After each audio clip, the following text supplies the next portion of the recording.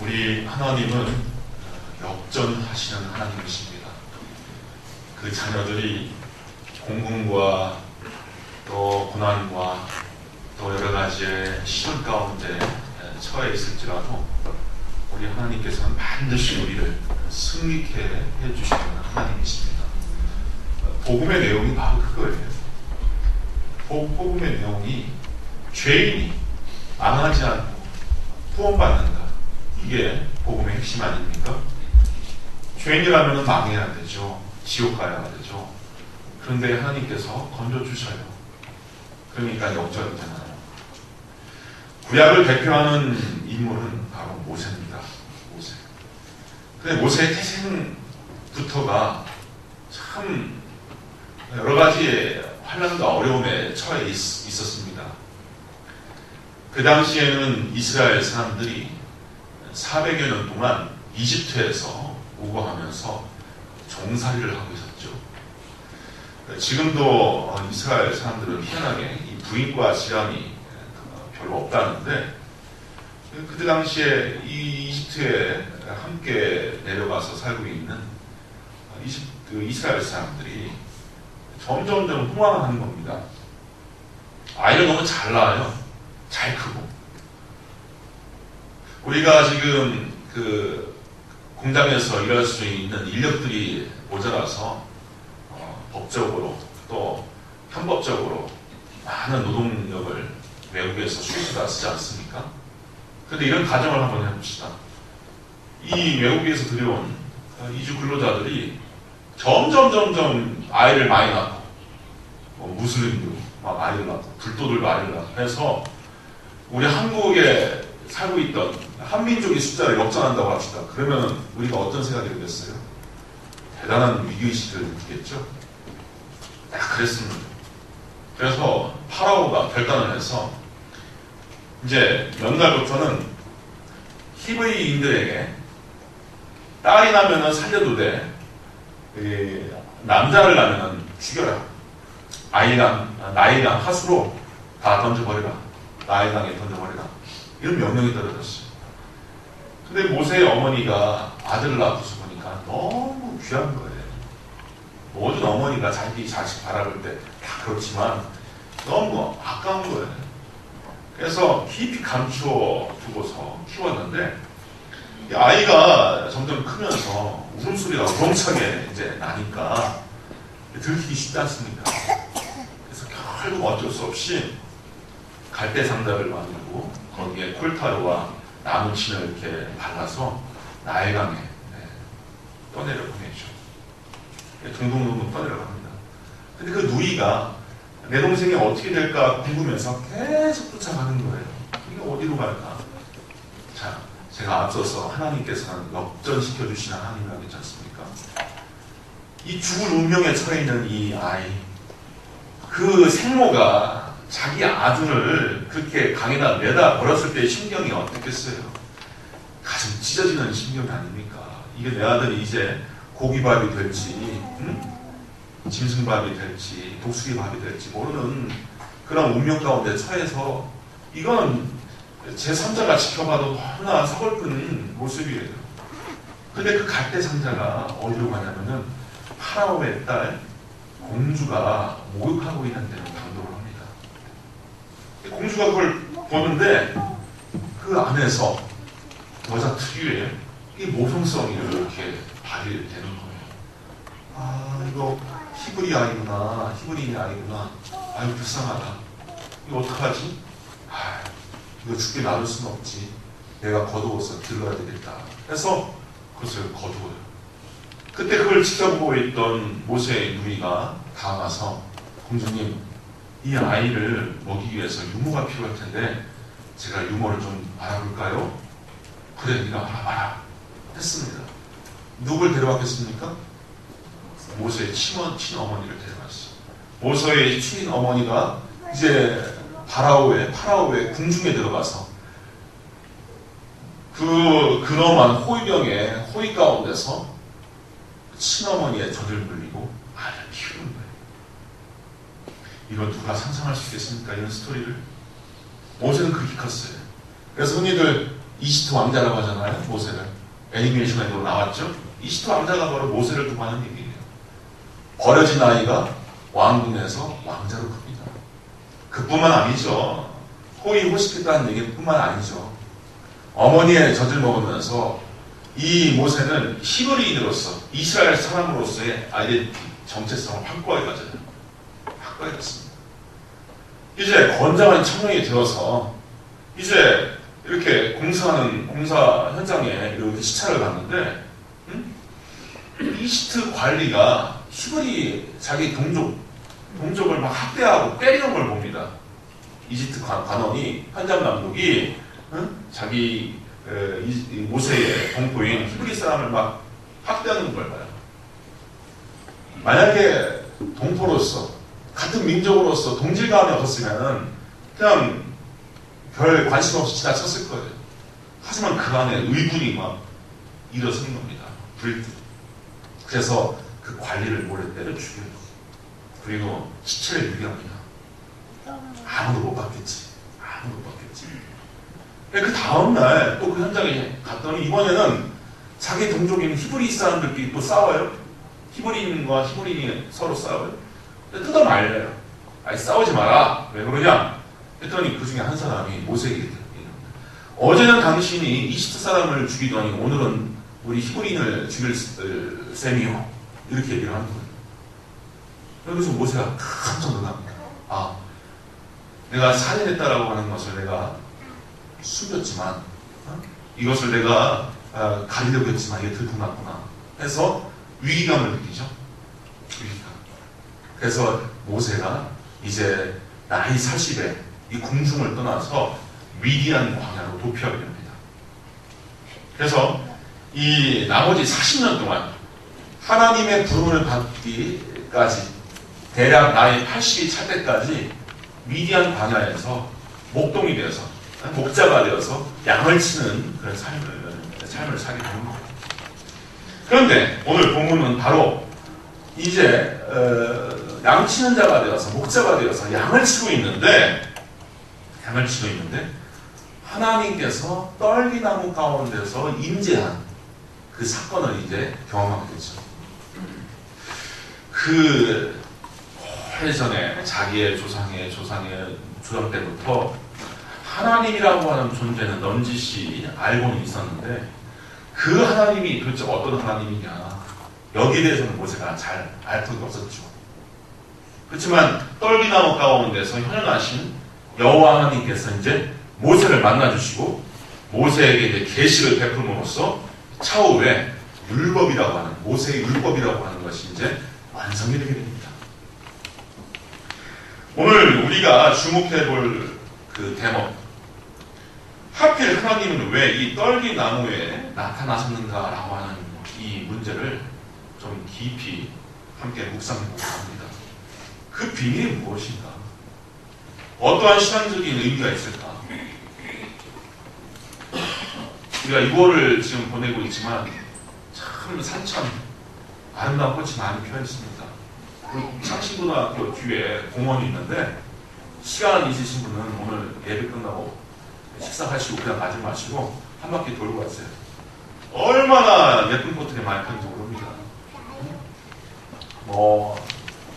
쑥부쟁이, 금자나, 또 팽이꽃, 너무 많은 꽃들이 심겨져 있어요. 저 분명히 돈 들여서 이렇게 했을 텐데 좀 저걸 좀 즐겨야지, 창원 시민이 좀 즐겨야 되는데 저 공원이 있는지도 없는지도 모르는 분들이 많으실 겁니다. 근데 그 꽃, 아름다운 꽃을 들여다보면은 야, 하나님의 솜씨가 기가 막히구나. 야, 이렇게 아름답게 하나님께서 만드실 수 있을까? 이 탄식이 절로 나오죠. 그런데 그렇게 아름답고 아기자기하고 예쁜 곳에 하나님께서 나타나시지 않고 왜 가시덤불에 나타나십니까? 우리의 의문은 여기에 시작됩니다. 무엇보다도 본문에서 일컫는 떨기나무가 정확히 말해서 가시나무라고 하는 것, 이걸 우리가 좀 생각해 볼 필요가 있습니다. 여기에는 성경적인 근거가 있고 교회의 전승의 근거가 있고 문화적인 근거가 있습니다. 이 떨기나무라고 하는 것을 한자어로 옮기면 관목이라고 합니다. 관목. 땅속 부분부터 줄기가 갈라져서 나는 나무를 관목이라고 하죠. 회양목, 눈장나무, 가돌송, 꽝꽝나무, 개나리 다 관목입니다. 땅부터 이렇게 줄기가 퍼져서 나오는 이런 종류를 관목이라고 하죠. 그런데 성경을 자세히 읽어보면은 오늘 본문에 나오는 이 떨기나무의 정체를 알게 돼요. 하나님께서 이 불꽃 같은 모습으로 이 떨기나무에 걸치셔서 이렇게 나오셨는데, 이 떨기나무의 정체가 뭐냐면은 모세가 마지막 유언하는 부분, 신명기 33장 16절에 보면은 땅의 선물과 거기 충만한 것과 가시 떨기나무 가운데 계시던 이의 은혜로 말미암아 이렇게 기록하고 있어요. 그냥 떨기나무가 아니라 가시 떨기나무라고 하는 것이 분명히 명시되어 있고, 신약성경 사도행전에 스테반이 순교하기 전에 전한 설교 중에서 이런 표현을 했습니다. 그 모세를 하나님은 가시나무 떨기 가운데서 보이던 천사의 손으로 관리와 성령하는 자로서 보내셨으니 해서 분명히 가시나무라고 되어 있고, 예수님의 하신 말씀 마가복음 12장 26절 이하에 보면은 죽은 자가 살아나는 것을 말할진대 너희가 모세의 책 중 가시나무 떨기에 관한 그래서 하나님께서 모세에게 이르시되 나는 아브라함의 하나님이요 이삭의 하나님이요 야곱의 하나님이로다 하신 말씀을 읽어보지 못하느냐 해서 예수님께서 또 분명하게 말씀을 하셨어요. 두 번째, 전승적인 근거가 있어요. 우리 성도님들이 나중에 이집트로 성지순례를 가게 되면 하나님을 만났다라고 하는 그 시나이 반도, 그 시내 산에 이 중턱에 성 카타리나 수도원을 방문할 수 있습니다. 성 카타리나 수도원. 이 기독교 2000년 역사 가운데서 가장 먼저 세워진 수도원인데, 왜 기독교인들이, 초기 기독교인들이 이 시내 산 중턱, 바로 그 지점에 수도원을 세웠는가? 그 이유가 있어요. 모세가 여호와 하나님을 처음 만난 떨기나무가 있는 지점이라고 해서 거기에 수도원을 지은 겁니다. 그 수도원을 가게 되면, 방문하게 되면은 그 이제 경내에 이 떨기나무를 이제 보게 될 텐데, 가서 직접 확인하면은 그 떨기나무가 가시나무라고 하는 것이 확인됩니다. 가시나무. 우리가 이걸 통해서 알 수 있는 것은 하나님께서는 인간의 영화로움, 인간의 어떠한 행복, 인간이 희낙락하는 그런 현장에 나타나시는 하나님이 아니라 고난에 처해 있는, 고통 가운데 있는 인간을 찾아오신다라고 하는 계시가 여기 드러나 있는 겁니다. 이 가시 덤불에 나타나신 하나님의 현현을 히브리 말로 쉐키나라고 해요. 쉐키나. 이 쉐키나라고 하는 것은 때로는 불의 모양, 때로는 구름의 모양으로 하나님께서 신묘하게 나타나는 현상을 말하는데, 이를테면은 제사장들이 하나님께 예배하고 제사하기 위해서 제물의 피를 가지고서 1년에 단 한 차례 지성소에 들어가서 하나님의 언약궤 위, 이 천사가 마주보고 있는 그 모양이 있는 그곳에 하나님을 이제 만나게 되게 되는데, 두 천사가 날개를 펴서 이렇게 마주하고 있는 그 지점에 하나님께서 나타나신다라고 그렇게 되어 있어요. 근데 그 하나님께서 어떤 식으로 나타나냐면은 거룩한 불꽃 혹은 거룩한 그 연기의 모습으로 나타나신다, 그렇게 전승이 되어 있어요. 근데 이게 어떤 의미가 있냐면은, 하나님은 우주에 평안하시고 아니 계신 곳이 없지만은 특별히 인간이 처해 있는 독특한 역사의 장소에 하나님이 너희와 함께 한다라고 하는 표징으로 그런 식으로 나타나는 거예요. 성전에 하나님께서 쉐키나로 나타나실 때 그 시절은 어떤 시절이냐면은 이집트를 탈출해서 정처 없는 유랑길을 늘 걷던 시절이에요. 따라서 이스라엘 사람들이 장막을 거두고서 이제 유랑을 시작하면 하나님도 함께 그 유랑길에 함께 하시는 것이고, 외적에 의해서 공격을 받으면 이스라엘 진중에 거하시는 그 하나님도 똑같이 공격을 받으시는 것이고, 또 이스라엘 사람들이 승리에 참가를 부르면 하나님께서 그 진 가운데서 함께 영광을 받으시며 함께 그 기쁨을 나누시게 되는 거예요. 그러니 이 쉐키나라고 하는 비밀은 하나님께서 저 멀고 먼 우주 밖에 저 천상의 초월적인 세계에서 우리를 지그시 바라보는 그런 하나님이 아니라, 신구약을 통해서 우리에게 제시된 하나님의 표상은 뭐냐면 우리의 삶, 우리의 역사, 특별히 고통당하고 아파하고 또 우리가 유랑하는 우리의 삶 가운데 하나님께서 함께 하신다라고 하는 의미에서 그런 방식으로 나타나시는 거예요. 그리고 결국 이 쉐키나가 어떤 식으로 이제 확고하게 우리에게 주어지고 우리에게 다가왔냐면 바로 예수님의 성육신으로 오신 겁니다. 저 높고 높은 영광의 보좌를 버리셔서 이 낮고 천한 세상으로 오실 때 성경은 종의 형상을 취하여서 오셨다라고 했어요. 인간의 모습으로 예수님께서 오셨어요. 그리고 그냥 헤로데 왕국이나 로마의 황제의 궁에 나오신 그쪽으로 태어나신 것이 아니라 베들레헴의 마구간에서 나셨죠. 누일 자리가 없어서 말 구유에 누우셨어요. 염을 통해 누우셨다는 거예요. 이렇게 예수님은 인간을 이러한 방식으로 찾아오시는 겁니다. 더군다나 예수님은 그 왕권, 그 주권을 위하여서 호사로운 금 면류관, 보석관을 쓰지 않으시고 가시관을 자기의 면류관으로 쓰셨습니다. 죽으실 때 능욕하기 위해서 로마 당국자들이 그렇게 한 거지만 그 죄패에다가 유대인의 왕 나사렛 사람 예수 이렇게 죄패에다가 명시가 났습니까? 만천하가 보고 희롱하는 자리에 아이러니하게 그때 사람들은 예수를 유대인의 왕이라고 하는 칭호를 그 죄패에다가 붙여줬어요. 참 희한해요. 유대인의 왕으로서 죽었어요. 그런데 유대인의 왕으로서 죽으신 그 예수님의 모습을 보면 홍포를 입고 죽으셨지만 손에는 갈대로 만든 파피루스의 그 지팡이를 쥐어줬고요. 머리에는 왕관을 씌워준 게 아니라 가시관을 씌워줬어요. 그렇게 죽었어요. 우리의 왕 되신 예수님이 그렇게 죽으신 거예요. 죄인들, 눈물 흘리는 자들, 가난한 자들, 소외된 자들, 이 땅에서 신음하는 자들, 이런 사람들을 돕고 섬기고 이런 사람들의 친구가 되기 위해서 가시 같은 인생 속에 오셨을 뿐만 아니라 왕이신 우리 주께서 가시관을 쓰고 죽으신 것이죠.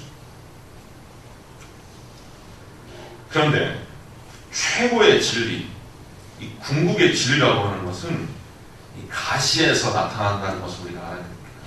가시에서. 태고의 인류 최초로 하나님의 계시를 얻은 모세도 하나님의 쉐키나를 가시덤불에서 아련하겠죠. 인류가 얻어야 할 완전한 구원도 가시를 쓰신 분으로부터 우리가 얻게 됩니다.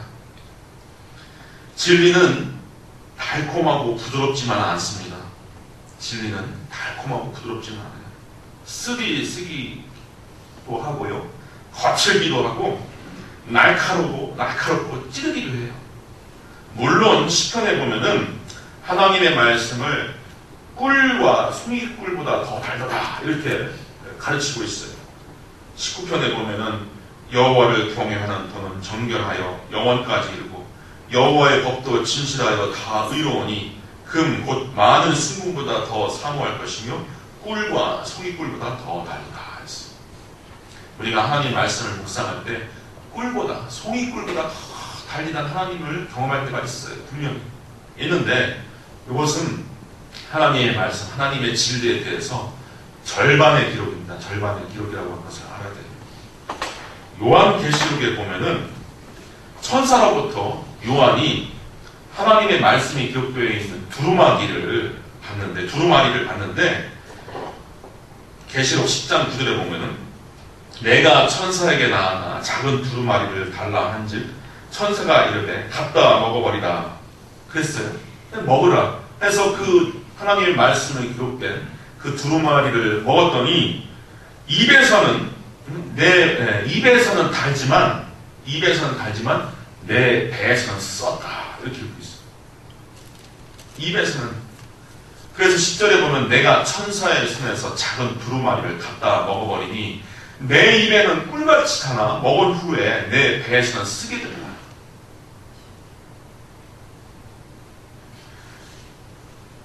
제가 이 말씀을 통하여서 우리 성도님들에게 좀 도전의 기회를 드리는 겁니다.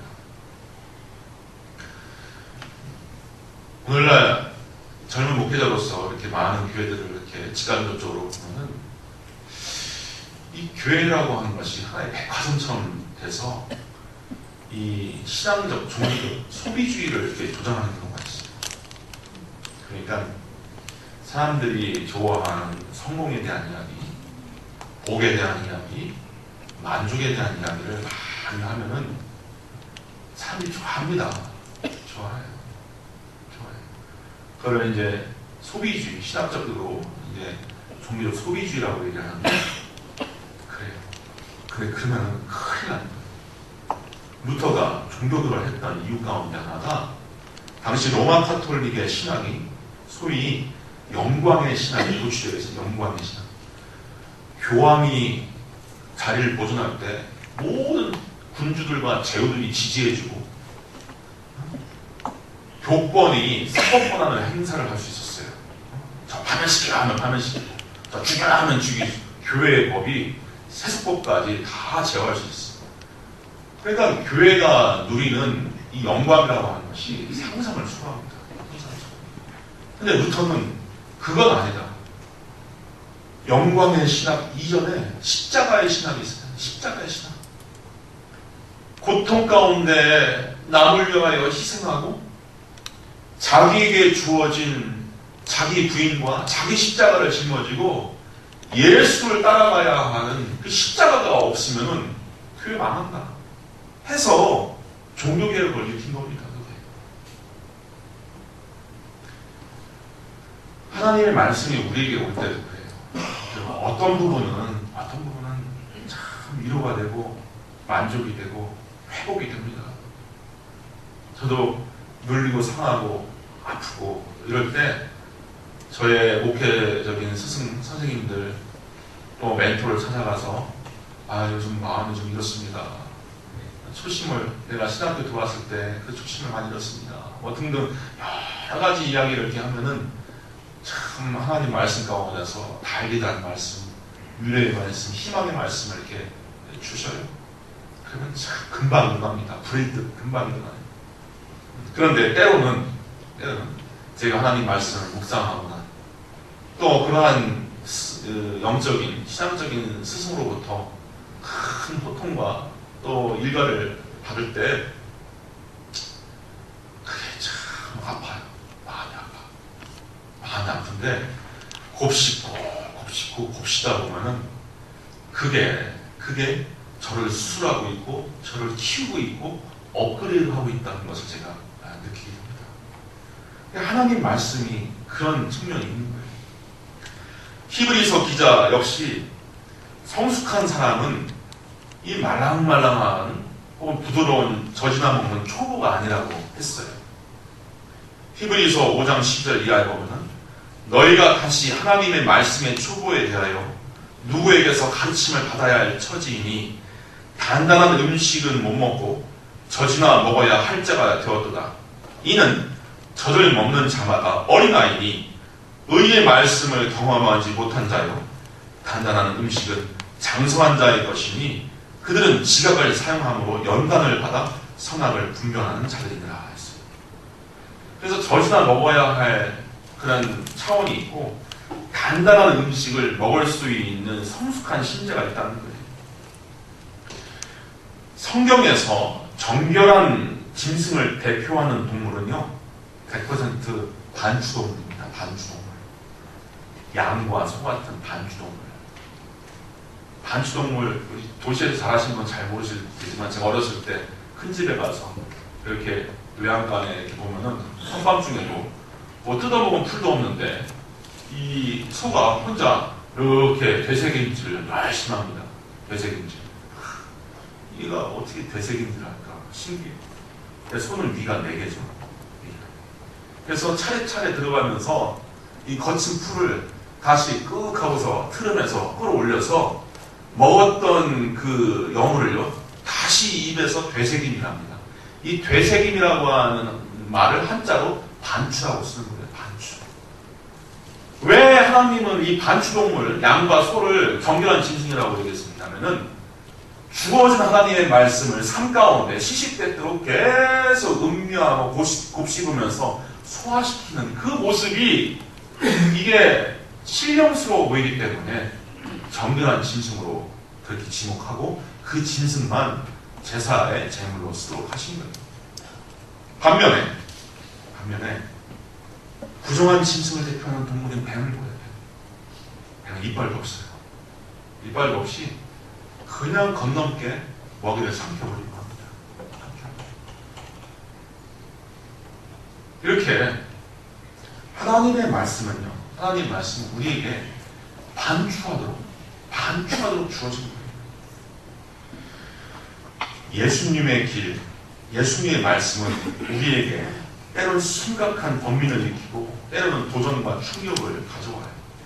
그러나 마귀는 하나님의 말씀을 진리를 속단합니다. 자기의 편에서 곡해를 해버려요. 예수님을 시험할 때, 광야에서 시험할 때 마귀가 하나님의 말씀 막 던지잖아요. 응? 껴내봐라. 시편에 보면은 천사를 보내서 네 발을 받친다고 했으니까 껴봐라. 이렇게 하나님의 말씀을 가지고서 막 왜곡하고 던져버려요. 예수님은 이렇게 말씀하셨어요. 내가 세상에 화평을 주러 온 줄로 생각하지 말라. 화평이 아니고 검을 주러 왔노라. 그러니까 우리가 안락하고 이게 맞다라고 할 수 있는 것을 예수님께서는 뒤엎어버리실 수 있는 분이시라고 합니다. 히브리서 4장 10절 이하에 보면 하나님의 말씀은 살아있고 활력이 있어 좌우의 날에서는 어떤 검보다도 예리하여 혼과 영과 및 관절과 골수를 찔러 쪼개까지 하며 또 마음의 생각과 뜻을 판단하는 이라 했습니다. 하나님의 말씀이 우리 심령 가운데, 우리의 삶 가운데 들어오면은 양날의 검처럼 되어서 우리의 혼과 영과 우리 육신까지 다 해치고 쑤시고 다 수술하는 역사가 일어난다는 거예요. 근데 그게 때로는 아파요. 아픕니다. 괴롭습니다. 하지만 내어 맡겨야 돼요. 내어 맡겨야 돼요. 진리에 참여하고 진리를 따를 때 우리는 고통을 무릅쓰어야 합니다. 인류의 구원의 진리를 실현하시려던 예수님께서 겟세마네 동산에서 하나님께서 십자가를 허락해 주실 때 자기가 감당해야 할 그 진리를 얼마나 괴롭게 마주했습니까? 땀방울이, 눈물방울이, 핏방울이 되도록 기도를 했어요. 우리에게는 대표적으로 만약에 이런 말씀이 참 아픔과 도전이 될 수가 있어요. 산상수훈 가운데 원수사랑에 대한 교훈이 있어요. 원수사랑에 대한 교훈. 마태복음 5장 43절 이하에 보면은 내 이웃을 사랑하고 내 원수를 미워하라 하였다는 것을 너희가 들었으나 나는 너희에게 이르노니 너희 원수를 사랑하며 너희를 박해한 자를 위하여 기도하라. 이같이 한즉 하늘에 계신 너희 아버지의 아들이 되리니 이는 하나님이 그 해를 악인과 성인에게 비추시며 비를 의로운 자와 불의한 자에게 내려주십니다. 이렇게 예수님께서 차별 없는 사람, 심지어 원수를 사랑하라고 하는 말씀을 주셨어요. 그런데 이게 쉽습니까? 안 쉬워요. 안 쉬워요. 이 말씀이 우리 감정까지 내려오지 않아요. 제가 신학대학원 재학 중 채플 시간에 들었던 여러 설교 가운데 잊혀지지 않는 대목이 있습니다. 한 원로목사님이 오셨어요. 자기의 감정을 농담에 섞어서 이렇게 얘기를 했는데 저에게는 참 인상적이었습니다. 또 원로 목사님께서 이 식구들하고 밥을 먹는데 이 막내딸이 아버지한테 농담을 이렇게 걸어오는 거예요. 아빠는 이 세상에서 가장 어려운 게 뭐야? 모르겠다. 금방 생각 안 나는데. 네가 한번 대답해봐라. 그랬더니 이 목사님이 대머리시거든요. 딸이 하는 얘기가 대머리에 리본 다는 게 제일 어려워요. 이렇게 얘기를 하고 PC 묻고서 이제 지나갔는데 그 딸의 얘기가 좀 마음에 이렇게 뭔가 도전이 돼서 나에게 가장 어려운 게 뭘까 생각했더니 예수님께서는 원수를 사랑하라라고 하는 그 교훈을 주었지만 일평생 70까지 목회를 하면서 이 원수 사랑하라고 하는 얘기가 안 되더라 하는 얘기를 신학생들 앞에서 하시는 거예요. 이렇게 평생 주님의 말씀을 묵상하고 연구하고 설교했던 목사님도 어려운 것이 원수 사랑입니다. 근데 제가 10년 전에 부목사 시절에 한 성경 공부만을 인도하면서 또 잊혀지지 않았던 일이 있었어요. 당시 예수님 제자 공동체의 특징을 제가 이렇게 가르쳐주고 있었어요. 요즘 우리 T 성경 공부 하잖아요. 바로 그거였어요. 그 교재. 그 교재에 뭐가 나오냐면은 예수님의 제자 공동체의 특징이 나오는데 재미난 것은 세리 마태와 가난한 시몬이 함께 있다라는 대목입니다. 우리가 쉽게 읽어 넘어갈 수 있는데 아주 재미있는 부분이에요. 세리라고 하는 것은 로마에 끈앞풀이 되어서 백성들의 고열을 다 거두어다가 헤롯, 빌라도, 로마 당국에 다 보내는 사람. 그리고 많이 거둬서 남는 차액을 자기가 착복하는 사람이에요. 가장 죄인의 괴수죠. 그런데 가나나인 시몬은 어떤 사람이냐면 가나나인이라는 게 소위 젤롯 땅, 멸신당입니다. 당시 이스라엘에 여러 분파 파당이 있었는데 이 젤롯 땅, 가나나인이라고 하는 사람은 율법적으로, 종교적으로 성신해서 해방이 안 된다. 무력 투쟁해야 된다. 그래서 단검을 들고 다니면서 시시때때로 테러를 일으켰던 사람이에요. 이게 쉽게 말해서 이 게릴라들. 빨치산들. 이 사람이 바로 그 젤롯 땅, 가나나인이에요. 근데 예수 믿고 예수의 공동체 안에 그 두 상반된 인물이 함께 지금 살아있는 거예요. 같이 활동하는 거예요. 그러면서 제가 지나가면서 우리 성도님들이 TV를 보실 때 어떤 사람이 나오면 그냥 채널을 다 돌려버리십니까? 제가 그냥 즉흥적으로 생각을 해서 질문을 했어요. 그리고 그런 분이 우리 교회에 세가적으로 온다면 환영해 주실 것인가요? 이렇게 제가 질문을 했어요. 근데 지금은 살아계신지 모르겠는데 그 옛날 이대를 나오신 인텔 그 권사님이 자기는 어떤 정치가 나오면 틀어버린대요. 확 틀어버린대요.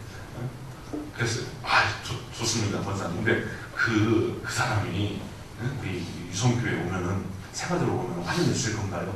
그랬더니 권사님께서 하신 말씀이 목사님 저는 그렇게 못해요. 제 앞 교회 나갈래요. 이러시는 거예요. 정말. 싫은 거고 좋은 건 좋은 거야. 좋습니다. 좋아요. 그런 걸 위해서 성경 공부하는 거니까. 근데 이제 그때 그 안기부 기관원 출신인 안수시장님이 계셨어요. 그래서 집사님한테도 이렇게 차례차례 물어봤는데 집사님한테 물어봤어요. 우리 집사님은 어떻게 하시겠습니까? 했더니 예수님께서 그렇게 가르치셨으니 환영해야죠 하면서 이렇게 비식 웃으면서 넘어가시더라고요. 그래서 제가 그때도 깨달았어요. 참 쉬운 게 아니다.